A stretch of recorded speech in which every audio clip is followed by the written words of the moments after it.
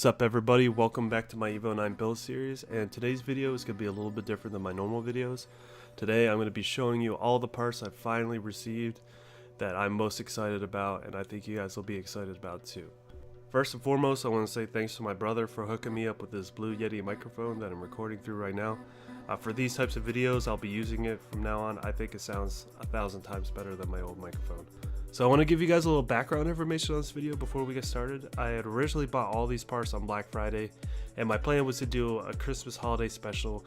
I was going to have everything wrapped up in wrapping paper, and I was going to unwrap it on video and just kind of have some fun with it.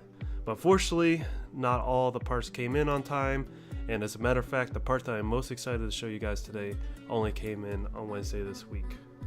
So if this is your first time checking out one of my videos, I encourage you to go back and check out some of my older videos where I show you everything from removing the front bumper to removing the engine and transmission of a CT9A or Evo 789. So let's go ahead and get started. So if you've been following this build for a while now, you'll probably remember how bad the intercooler piping couplers were. These things were pretty beat up. They're the OEM ones. The one in the video here is actually off the intake manifold and is probably the best one out of all of them. The ones that came off the actual intercooler, that hooked to the intercooler, were all tore up and probably leaking at this point. So we've decided to go with silicone replacements from HPS. This is a really nicely put together kit for right around $200. It comes in 3 different colors, red, blue, and black. And it comes with everything you need to replace all of your old couplers and your clamps.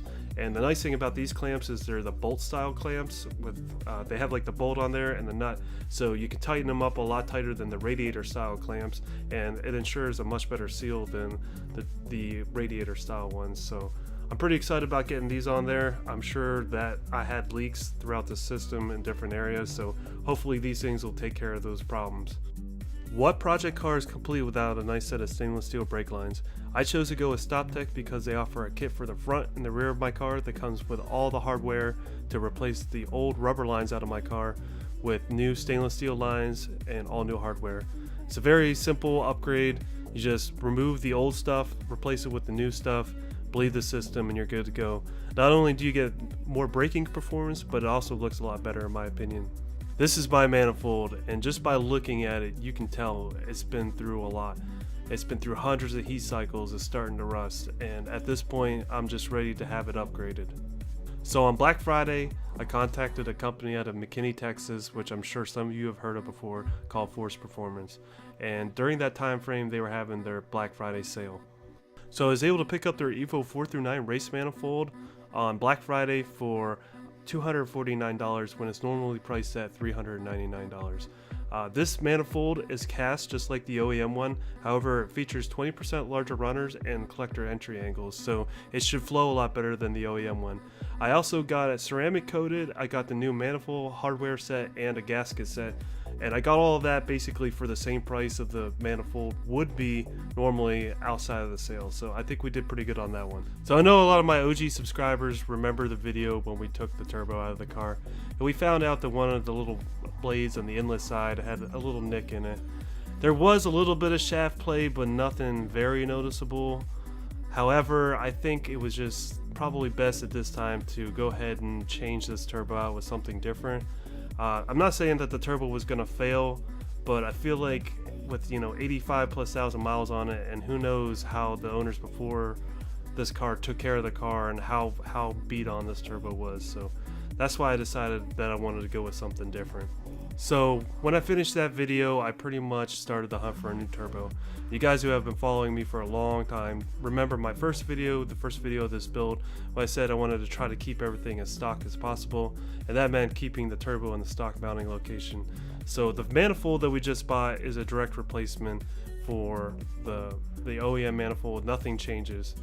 However, aftermarket turbos in the stock mounting location are not as easy to find as the turbos with different manifolds, like the tubular manifolds, for instance. There's tons of those out there, but to find a stock replacement turbo for an Evo manifold and not really change a whole lot is actually harder than you think. There's only a few companies out there that really offer anything at all. So I checked out most of the companies, and either they were out of my price range or they were The build quality just wasn't where I wanted it to be. You know, some sketchy manufacturers out there that I wasn't too sure of. So I went to Force Performance again. So instead of buying a whole new turbo, they offer a center housing rotating assembly, or CHRA. This is basically a whole new compressor side of your turbo. You reuse your exhaust side. It comes with a new compressor wheel, has a higher flow rate, and it's a little bit larger than the OEM version. All we have to do is loosen our V-band clamp, remove the old cold side, and install this new cold side. So these are normally priced at $699. On Black Friday I was able to buy this setup for $599. I also opted to get the Evo oil supply line upgrade, which is $249. There's a few more things that I have to get to support this turbo setup, and the first thing is going to be a set of fuel injectors. I'm still doing some research on that. I'm looking at the ID1000s right now. I think that's probably what I'm going to go with, because I think I am going to go E85. And with the fuel injectors, I'm going to go ahead and get a new fuel pump as well.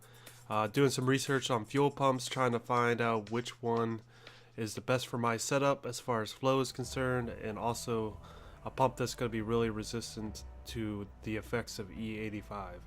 Haven't decided on a catch can yet. I still got to do some more research on those. There's a few I've checked out, but either they're like $500 or they're like eBay, so I'm trying to find something in between. So if any of you guys have a good suggestion for an Evo catch can that isn't like $500, please let me know in the comments. I'd love to hear what your suggestions are. And finally, I went through all the records, the maintenance records on the car again, and I have not found any record of the timing belt being changed. The previous owner told me that he did have it changed, but I'm not going to take his word for it, not without anything on paper. So I'm going to go ahead and order an OEM belt and the tensioner and the pulleys. I'm also going to order an OEM balancer shaft belt, and we're going to change all that out now, because I hate to do all this work and put the car back together just to have the belt break and, you know, blow up the motor. I don't want that to happen, so I'm just going to take the time now, spend the money, get all good stuff from Mitsubishi, and change the belt out. That's going to wrap up this video, guys. Thank you everybody for watching. If you're new and you haven't watched any of the older videos, I encourage you to please go back and take a look at those. If you want to see what kind of power this new setup is going to put out, hit that subscribe button so you can follow the rest of the build, and we'll see you in the next episode, guys. Thanks.